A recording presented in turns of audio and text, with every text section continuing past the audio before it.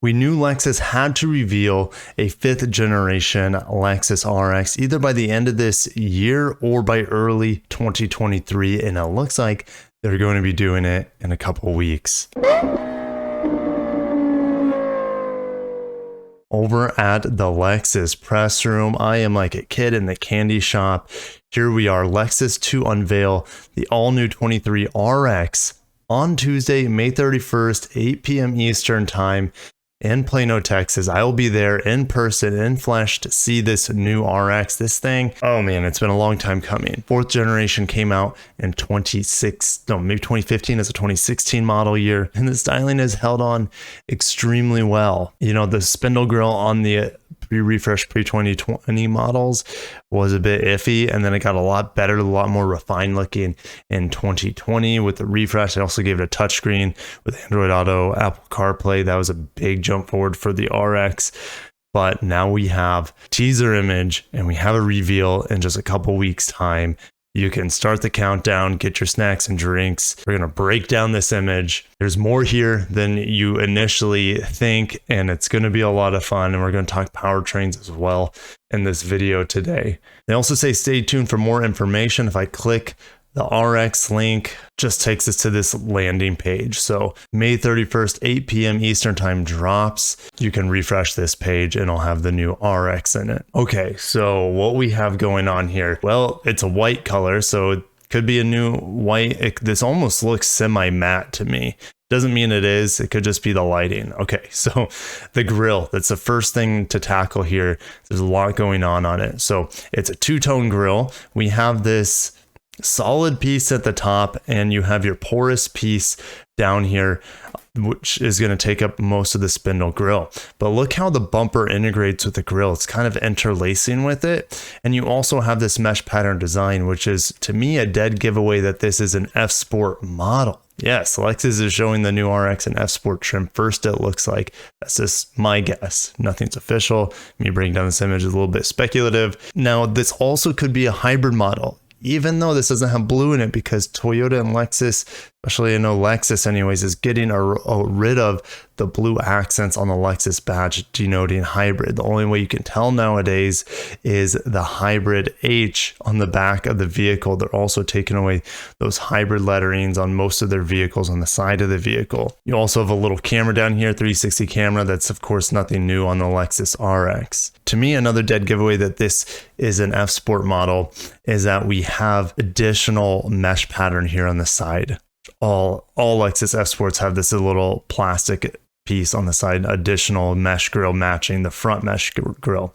So is there any significance to this piece at the top not being porous to let air in? I think so. So if we look at the Lexus RZ 450e, the first mass-produced electric car that's also coming out this year, overall outline is very similar to the RZ, and it's trying to incorporate the grille a little bit more into the body, I feel like, than ever before. Now the RZ pretty much has no grille except maybe for the very bottom to let air in to cool the battery pack. Of course, this is 1 foot in the internal combustion era and 1 foot in the electrification era, because we're going to have plug-in hybrids. We're going to have an F Sport Performance, which that's just my speculation. I believe that this could very well be our next F Sport Performance model. I think we could be looking at the Lexus RX 500H. Now, there's also going to be a plug-in hybrid, more than likely the 450H Plus, sharing with the NX, but they could also go with the 550H Plus. I should just save the powertrains for the spreadsheet, which we'll get into a little bit. I think the grille is very significant here because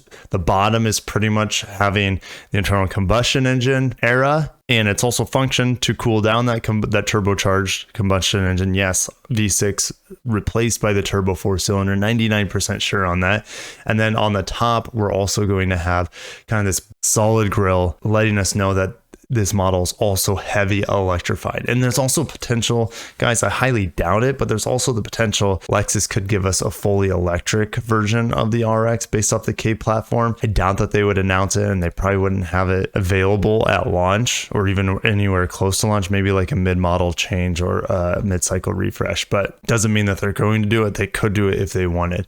And I guess the last couple things here, we have the triple beam LED headlights as well as a new daytime running light. This sort of design looks like it was taking strong cues from the 2021 Lexus LS refresh. And then we also have this black mirror in the background that's definitely letting us know that it's an F Sport model. Typically something they do on the F Sport models to give it a little bit more, black edge. Now, Lexus has also been blacking out or dark chroming the side window trim, so expect that as well. But that kind of summarizes the front image. If you see something that I haven't, let me know. I guess I haven't gone over the parking sensors, but that's kind of par for course at this point. Currently on the Lexus RX, we have two powertrains, and we've had two powertrain options, since like 2006 when they introduced the 400h, the first like luxury hybrid crossover ever in the world that I'm aware of. And we've had kind of stagnation in the development of hybrids for the Lexus lineup until recently. The new Lexus NX came out with an excellent non-plug-in hybrid, the NX 350h, which I expect to see on this RX as well. We also have the plug-in hybrid NX 450h Plus. Don't know if that's coming for the vehicle. Probably. I believe that there are trademarks for an RX 450h Plus. So I think that's a strong likelihood. So let's go into the potential powertrains here. And these are just, I guess, electrified powertrains. So I guess we'll go to a different page in my spreadsheet here because it is going to start with this guy. Now, some markets will get like an RX 250 or 260 in China or something with this naturally aspirated 203 horsepower A25 AFKS. Don't expect that setup to come to America, but we will get this 350 option. We've always had a RX 350, at least ever since the second generation when they went from 300 to 330 to 350. Anyways, they're getting rid of the V6.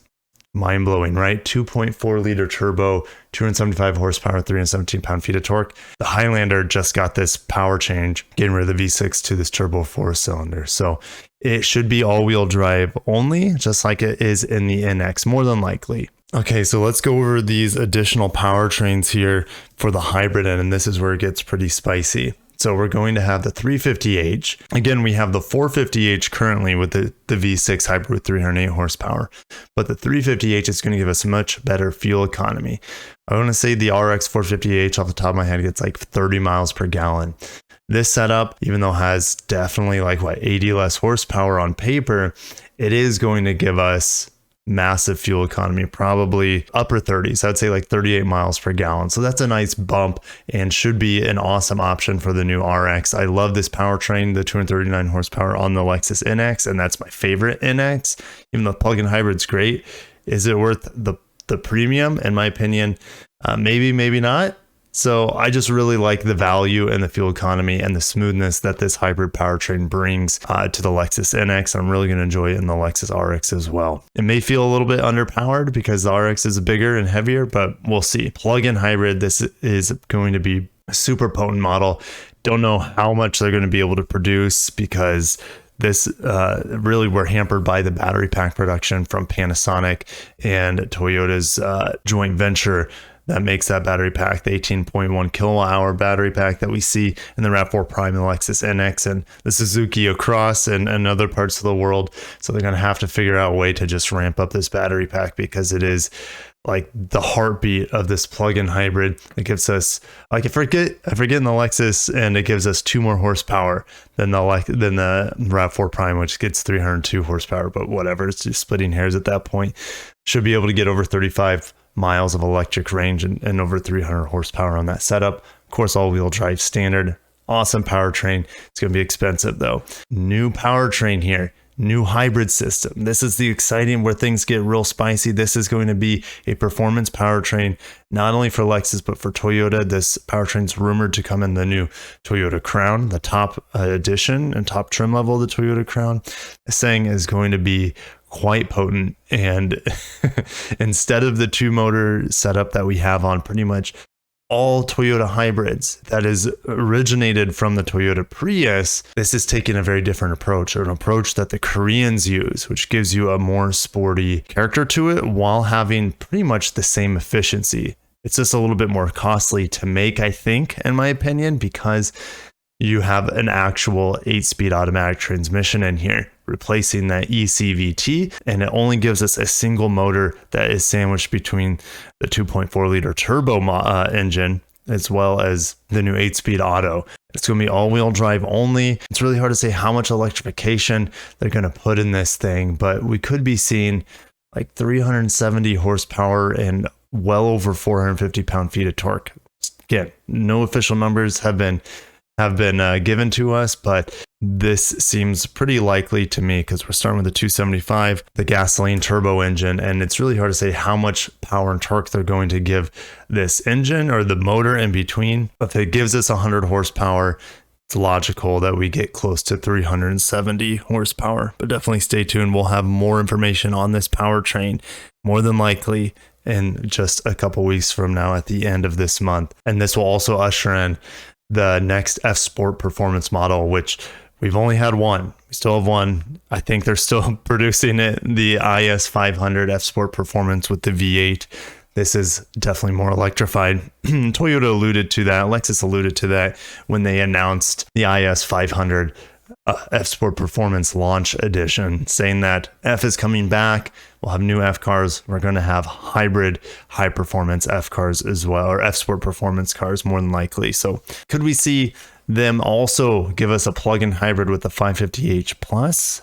I guess so. And also another thing, the reports coming out of Japan are saying that this 500h has the new nickel metal hydride battery pack. So that would be for the Crown. It doesn't mean it would be for this model here in North America, because I don't think they can produce that that bipolar nickel metal hydride battery anywhere else other than Japan. It'll be interesting to see if they have more battery information for us in a couple weeks. They might keep that under wraps though.